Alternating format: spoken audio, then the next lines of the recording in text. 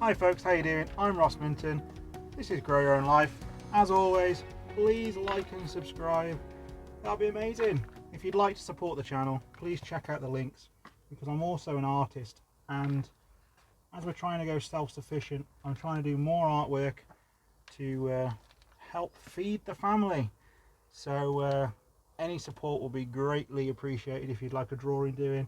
And to anyone who buys anything from my Amazon wish list, which is basically art supplies and things for the allotment, I'm planning on sending you an original piece of artwork, not a print, an original piece of artwork. So if you'd like to support the channel that way, you can. Links and details below. Anyway, today, without further ado, we're going to sow some upside down peas. And I'm not going to turn them over because they'll fall out everywhere. As you can see, this is an absolutely battered packet. It's been mouse eaten, it's had loads of stuff done to it, but they will still grow, because over there I sowed some the other week and they've just started to poke up. Now, gutter peas.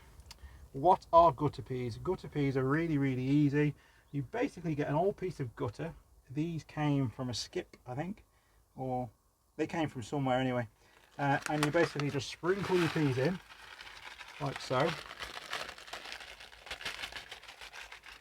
And because these peas are older peas, we're going to put a few more in. See how they're falling everywhere, just in case a few don't germinate.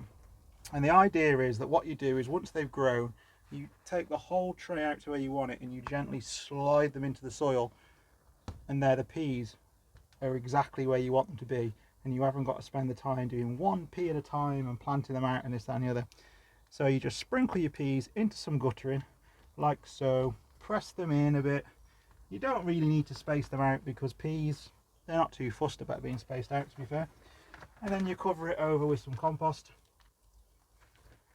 and you give it a water. This isn't posh compost, this is the cheapest compost I could find in the UK, because that's what I could afford.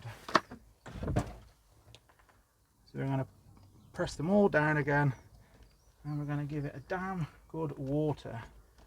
Now, the peas over there were sown about 2 weeks ago, but it was cold, so that's why they're not all the way up.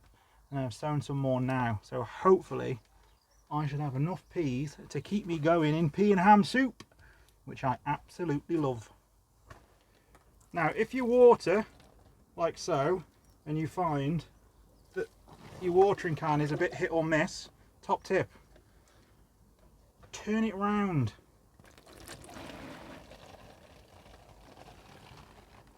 A lot of people forget that a watering can works both ways. And there you have it. We've sown some gutter peas.